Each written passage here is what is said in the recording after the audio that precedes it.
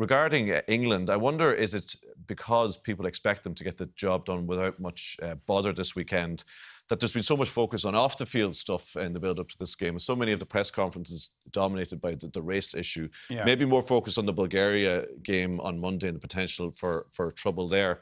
Interesting quotes from Gareth Southgate about he wanting the players to be able to concentrate on football and not have to be judged on what they say in press conferences about this matter. Could that be a big distraction or a troublesome thing for them to have to put up with? Well, first of all, I really admire the squad, the dressing room, for being as strong and vociferous as they are. But at the same time, I wonder, would it have been better to have that belief and have that idea that they were going to do it and kept it to themselves?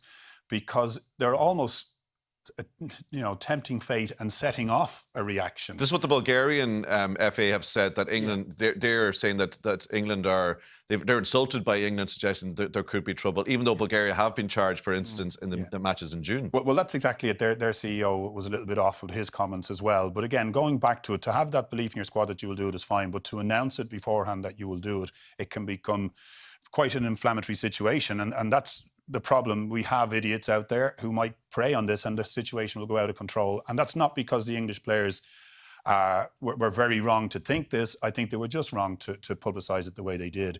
And it may come back to them. Even though they get asked in press conferences and they have to say something. I think a lot of the black players as well. You can be asked in a press conference and you can say, well, we'll see what happens, knowing you can be clever. I mean, these players are clever enough now. They get media training. They know how to handle these things.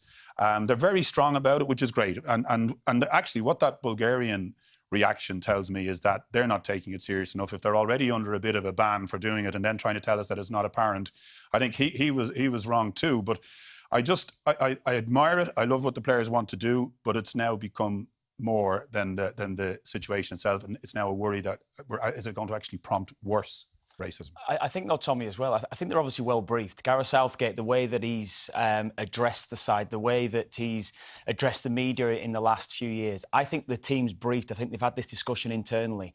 Now, you get asked questions in press conference when we've all been in that position, and a lot of questions have been thrown at you. And I think Gareth Southgate didn't want a situation where one lad would have answered one thing and another would have answered something else. So I think they've gone collectively with that stance, and it's got to be commended for that, because I think if that hadn't have been sorted, if Gareth Southgate hadn't have addressed that issue straight away, that's what would have happened. It would have been a bit of a free-for-all. Yeah, he's obviously really aware of that, Kevin, because he says you feel that one word out of place can lead to problems with another team or a split in the camp. So if somebody says one thing and maybe another player comes out and says, well, that's not how I feel about it at all. I mean, I accept Niall's point, but if you're someone like Tammy Abraham or the players who subjected to racial abuse in Montenegro that night, you can understand if they are of the mind that we don't have to put up with this at all. We'll walk off, and we want to send out that strong message. I mean, is that pretty understandable from their point of view? Yeah, it is.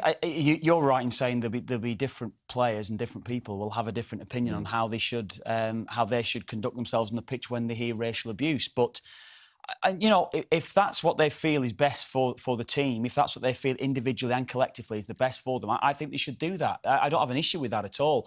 The problem being is, if they did walk off, we would see a bigger story. And that's what maybe would help in addressing the serious issue, because the punishments of temporary stadium bans and 5,000 seats, €5,000 fine, €10,000 fine. No, they're not taking it serious enough. They're not. And England are saying, come on, take this serious, UEFA, FIFA, whatever.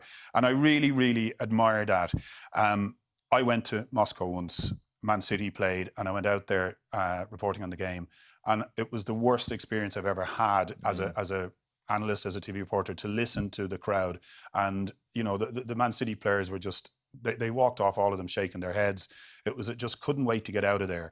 And it exists, and it shouldn't exist. And fair play to them for doing it, but I hope that they haven't set something. Yeah, there's a three-step system that UEFA have, which they say, I think England have said they're going to abide by, where there'll be a warning over the tannoy, and then a temporary suspension if that's not adhered to, and then the match will be fully cancelled at the third step if it continues there. Let's hope it doesn't come to that, and we're talking